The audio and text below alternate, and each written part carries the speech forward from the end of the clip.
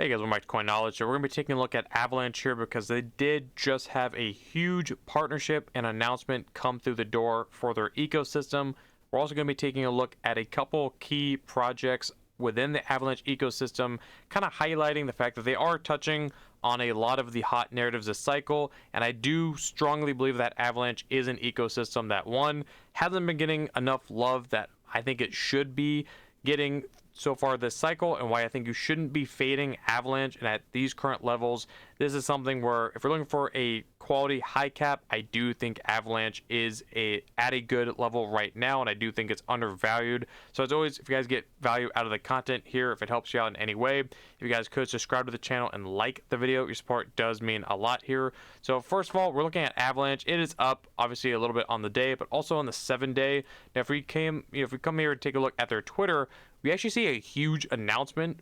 Saudi Arabia, this is actually like a government, first L1 blockchain, aims to drive blockchain adoption, digital asset innovation as well. So I don't know exactly how to pronounce that. If it's Umla chain, I'm sure I butchered that and I apologize, but we actually see that they're officially partnering with Saudi Arabia to actually, again, make it so they can come through the door with this L1 blockchain of theirs, making a huge milestone and launching Saudi Arabia's first layer 1 blockchain. And again, they chose Avalanche to do this with. They could have launched on another platform or just launched a project on something like Base, Solana, or maybe made their own L2 of Ethereum, but they chose to partner with Avalanche. Now, obviously, we know that Avalanche has their subnets, which does allow, chains to be built on top of Avalanche technology.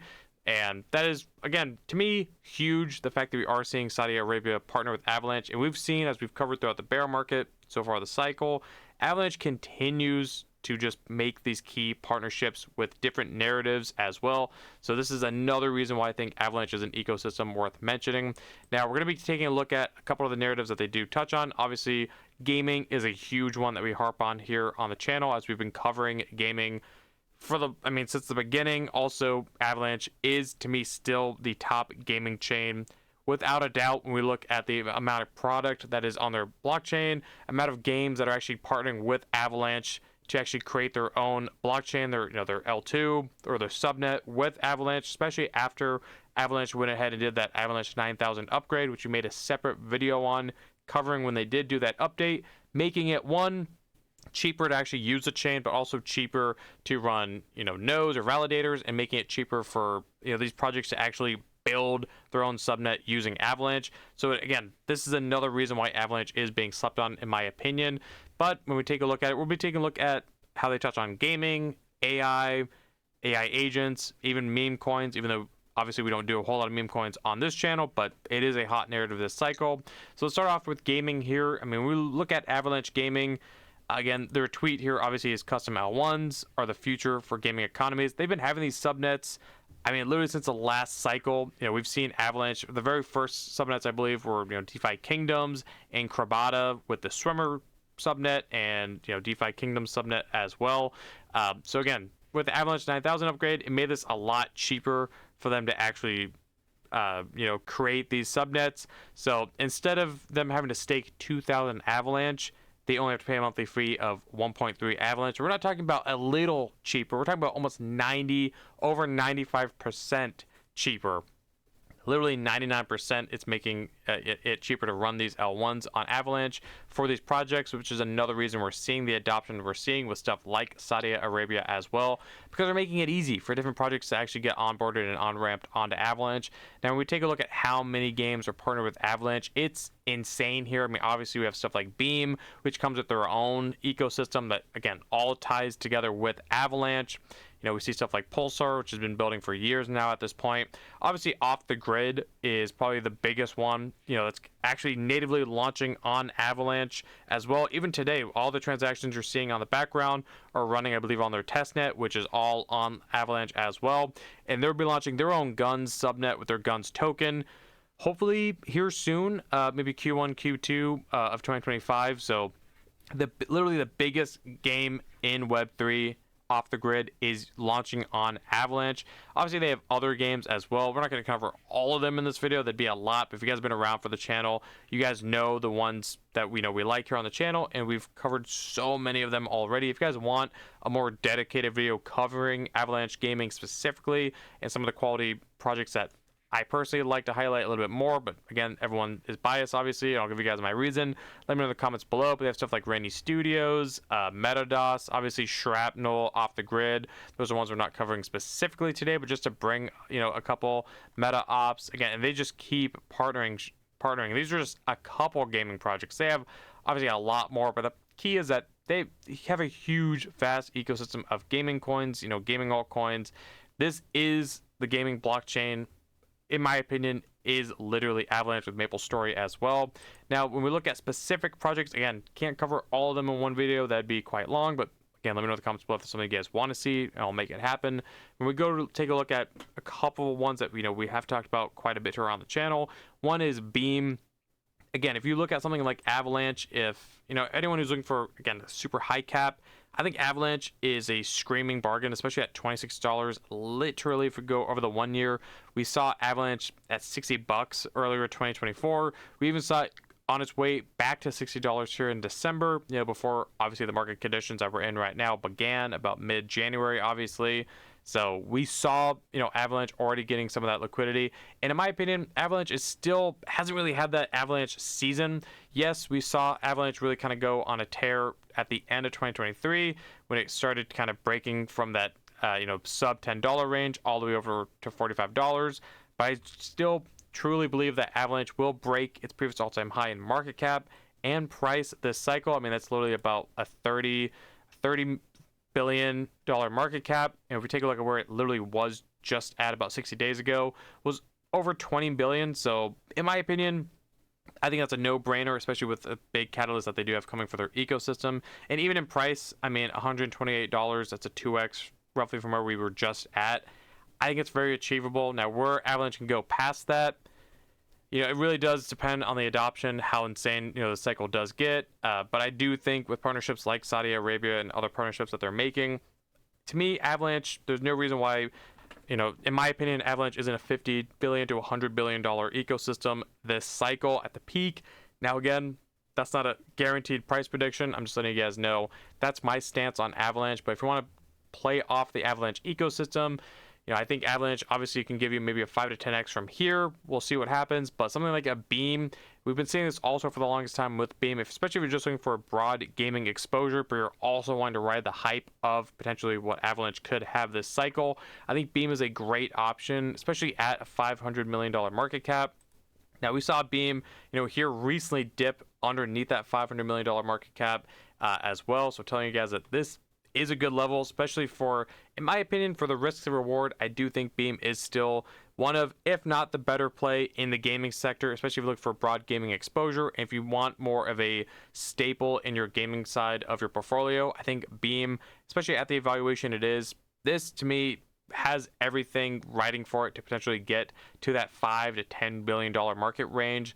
And I expect it to outperform something like an Immutable X, in my opinion, because there's just so much more catalyst for Beam. The partnerships they make, obviously their ecosystem as well. They're branching from being an Avalanche subnet to also having their own Beam blockchain as well, becoming an L1 of themselves.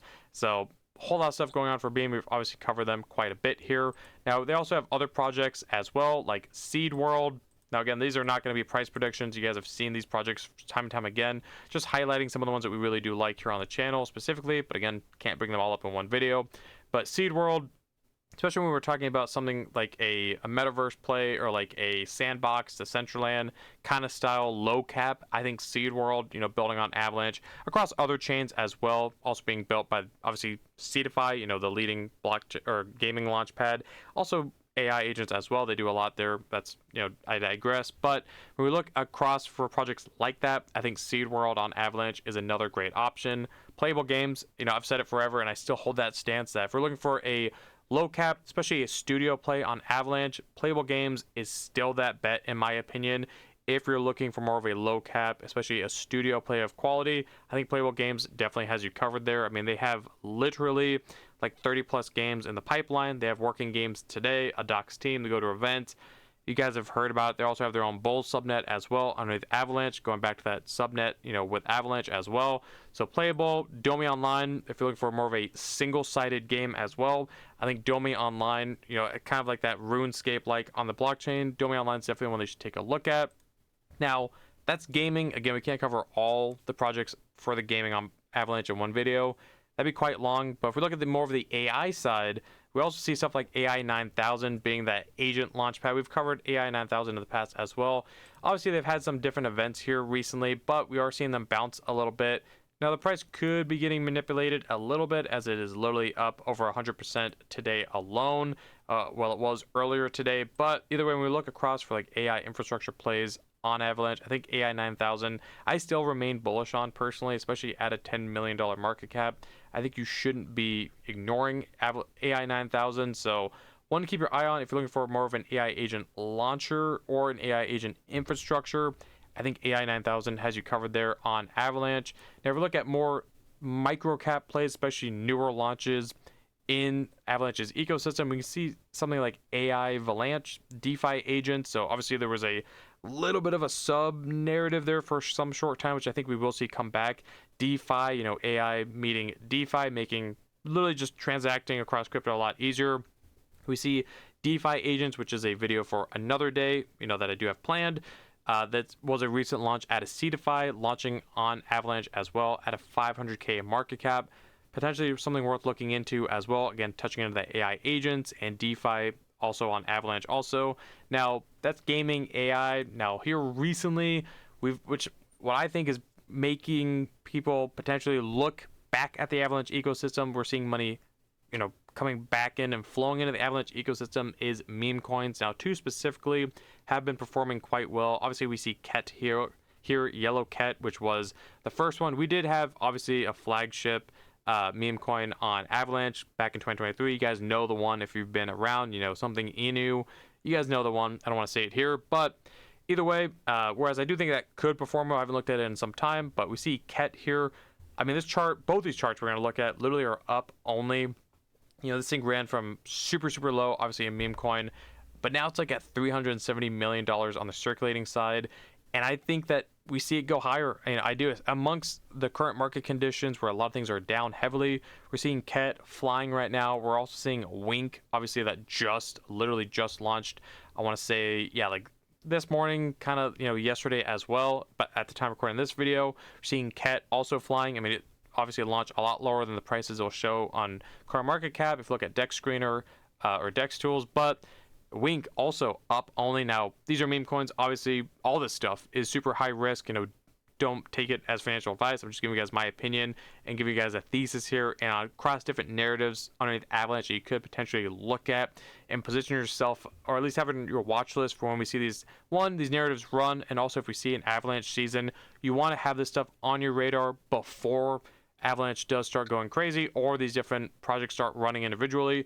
You want to be aware of this kind of stuff. So, whether it's meme coins, recently we're seeing a Wink and Ket, kind of blow up here on Avalanche, doing quite well. And I do think there's potential for them to go higher, but also these are high caps for meme coins. So just be aware. A lot of meme coins are down, so they could definitely go down quite a bit. That is something you have to do your own research about. But also AI, they have new launches in the AI, sector happening on Avalanche, AI 9000.